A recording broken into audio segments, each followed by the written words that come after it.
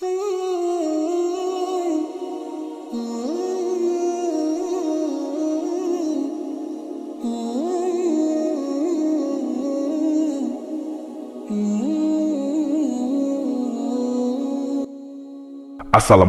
warahmatullahi wabarakatuh, sobat beriman yang dimuliakan Allah. Semoga kita selalu dalam keadaan sehat walafiat. Amin ya Robbal Alamin. Dahulu kala, di zaman Nabi Ibrahim alaihissalam, hiduplah seorang raja yang sangat besar kekuasaannya meliputi seluruh belahan dunia ini. Siapa dia? Sebelum kita mulai, alangkah baiknya jika para pemirsa sekalian mendukung channel ini dengan cara like, komen, dan subscribe. Semoga yang sudah membantu support dilancarkan rezekinya. Amin. Amin ya Robbal Alamin. Kisah ini dinukil di dalam Al-Quran, dalam surah Al-Kahfi. Raja tersebut adalah Zulkarnain. Tidak ada penguasa yang mampu menguasai seluruh dunia ini kecuali 4 orang saja, yang 2 dari golongan beriman dan 2 tidak. Raja yang berasal dari golongan beriman adalah Nabi Sulaiman alaihissalam dan Raja Zulkarnain. Sedangkan yang tidak beriman adalah Bukhtanasar dan Firaun Namrud. Yang akan kita bahas di sini adalah kisah tentang Zulkarnain, seorang raja saleh yang mengembara hingga ujung timur dan ujung barat dunia ini. Zulkarnain bukanlah sebuah nama, melainkan julukan atau gelar untuk seseorang yang memiliki makna orang yang memiliki 2 tanduk. Namun, 2 tanduk di sini memiliki arti orang yang mampu menaklukkan wilayah timur dan barat karena ia memiliki wilayah kekuasaan yang sangat luas. Sebagai raja, ia dianugerahkan Allah untuk menjadi raja dan penakluk sebagian besar wilayah dunia ini. Allah mempermudah segala sesuatu yang diinginkan Zulkarnain menjadi kenyataan. Segala hal yang ingin dicapai olehnya akan dipermudah oleh Allah untuk mendapatkannya.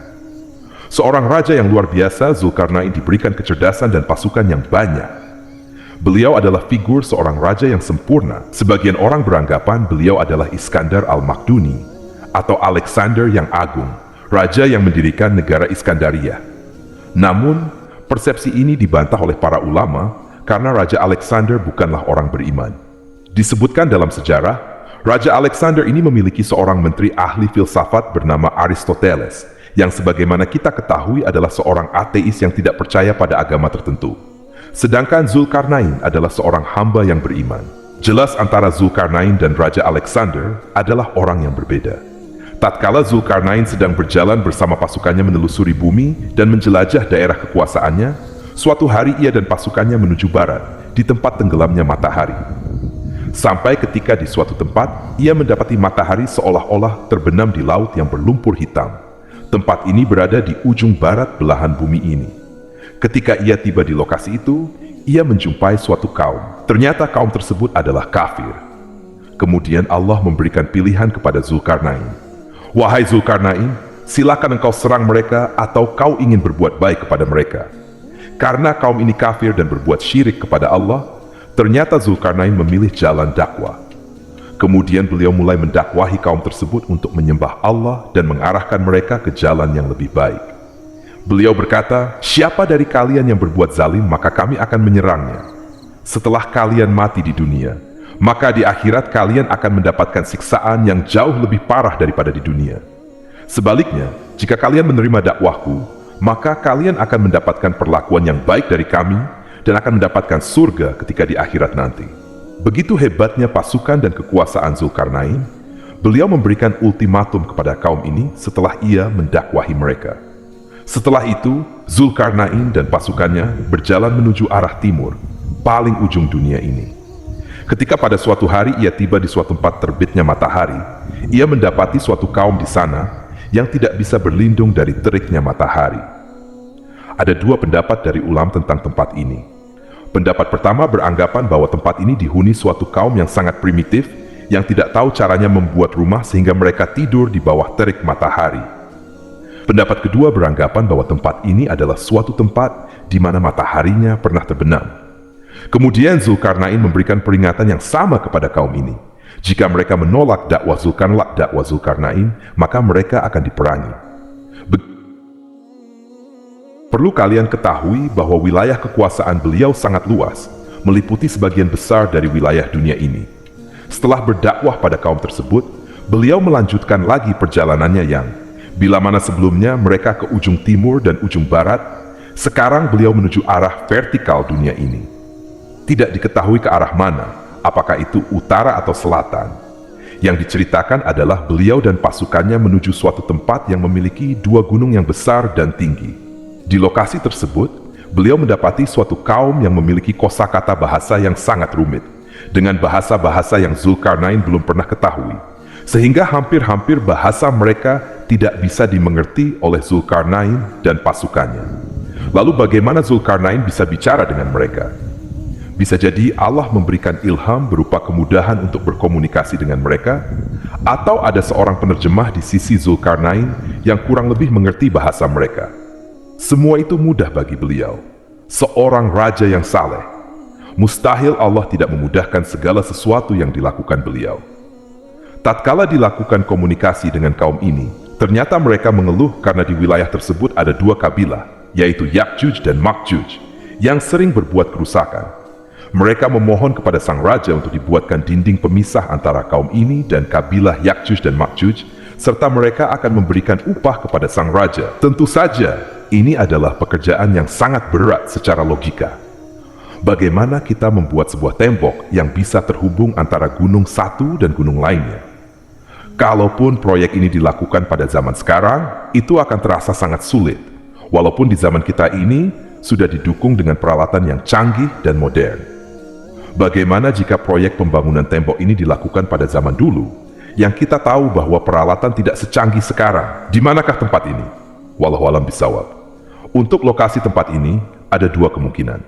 Kemungkinan pertama berasal dari Syekh Hamdi bin Hamzah Abu Zaid yang menerbitkan sebuah buku di tahun 2007. Di situ beliau beranggapan bahwa tembok Cina adalah tembok yang dibangun oleh Zulkarnain. Menurut penelitian Syekh Hamdi, beliau menyimpulkan bahwa kabilah Ya'juj dan Ma'juj adalah bangsa Mongol dari utara yang merusak dan menghancurkan negeri-negeri yang mereka taklukkan. Kemungkinan kedua, ada yang berasumsi bahwa tembok itu berada di lokasi antara Azerbaijan dan Armenia. Di area itu terdapat gunung yang mirip dengan yang dikatakan dalam cerita Raja Zulkarnain. Menurut cerita dari warga setempat, ketika mereka berada di dekat gunung itu, mereka merasakan bulu romanya berdiri, luar biasa. Suatu kondisi badan yang mengalami situasi merinding yang tak jelas asalnya dari mana. Jadi, tak ada seorang warga pun yang berani menjelajah wilayah tersebut. Ketika suatu hari mereka memberanikan diri untuk bersama-sama mengunjungi lokasi itu lebih jauh dekat gunung tersebut, mereka mendengar suara riuh seperti orang yang sedang bekerja, memukul-mukul sesuatu secara beramai-ramai. Ada juga cerita dari warga sekitar, bahwa mereka melihat manusia yang berdiri di atas gunung, kemudian terhempas angin yang kencang sehingga mereka jatuh lagi ke dalam gunung itu. Tapi sampai saat ini tidak diketahui kebenaran tentang lokasi persis dari dua kemungkinan yang kita utarakan tadi. Kembali lagi ke cerita ketika kaum tersebut memohon kepada sang raja untuk dibuatkan sebuah dinding pembatas yang memisahkan antara kaum itu dan kabilah Ya'juj dan Ma'juj. Mereka akan memberikan upah kepada Zulkarnain apabila permintaan itu dipenuhi. Namun, sang raja menolaknya. Beliau berkata, "Apa yang telah Allah berikan lebih baik daripada yang akan kalian berikan kepadaku." Zulkarnain meminta kepada mereka untuk membantu proses pembangunan dinding tersebut. Kemudian, setelah kesepakatan terjadi, mereka memulai proyek pembangunan dinding pemisah tersebut. Langkah pertama, sang raja meminta potongan-potongan besi dari kaum tersebut.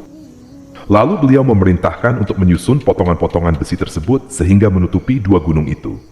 Setelah potongan besi itu rata di antara dua buah gunung, maka panaskanlah tumpukan besi itu dengan api.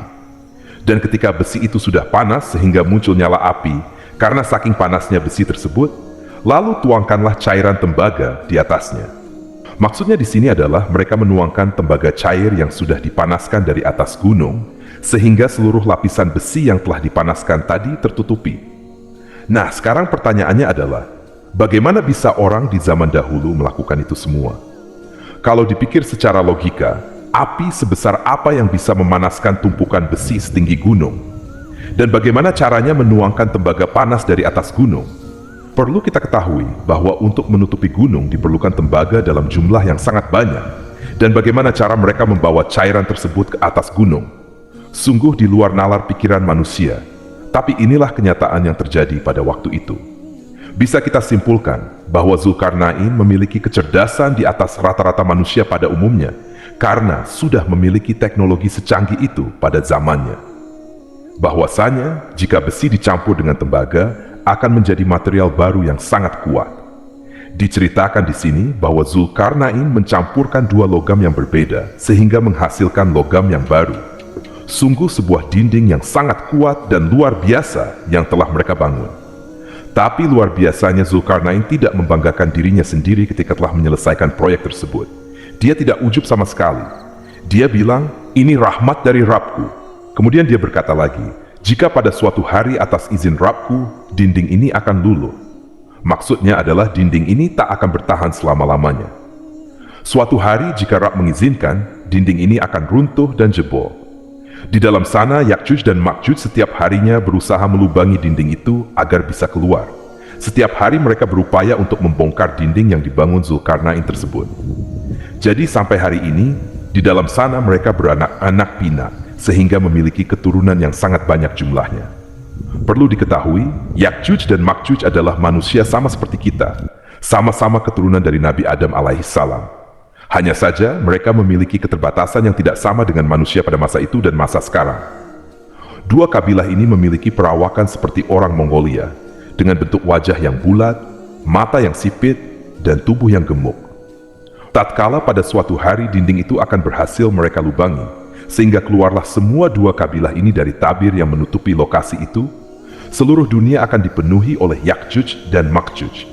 Saat itu, mereka akan membunuh apapun yang ada di hadapan mereka, kecuali dari golongan mereka sendiri. Mereka akan membunuh manusia dan hewan yang ada di depan pandangan mereka. Pokoknya, pada saat itu dikisahkan bahwa bumi ini porak-poranda karena ulah mereka. Lalu pertanyaannya adalah, kapan mereka keluar dari tembok besi itu? Mereka akan keluar tak lama setelah Dajjal dibunuh oleh Nabi Isa di gerbang Lut.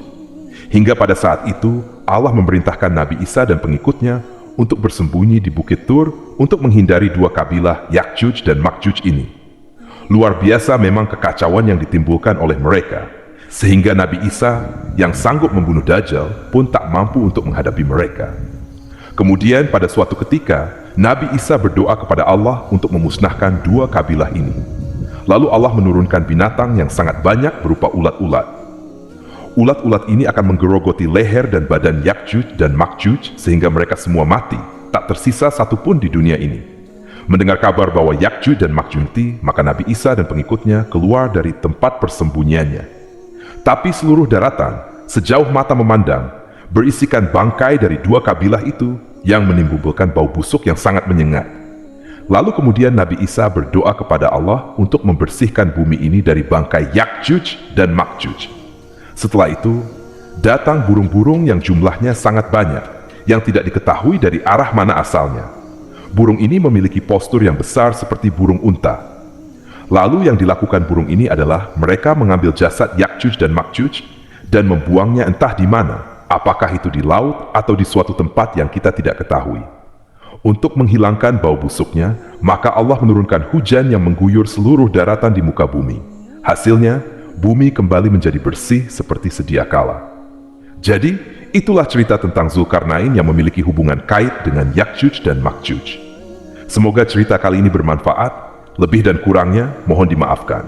Yang benar datangnya dari Allah. Khilaf atau keliru itu datangnya dari saya pribadi sebagai manusia biasa. Sampai ketemu di kisah-kisah lainnya. Saya akhiri. Wassalamualaikum warahmatullahi wabarakatuh.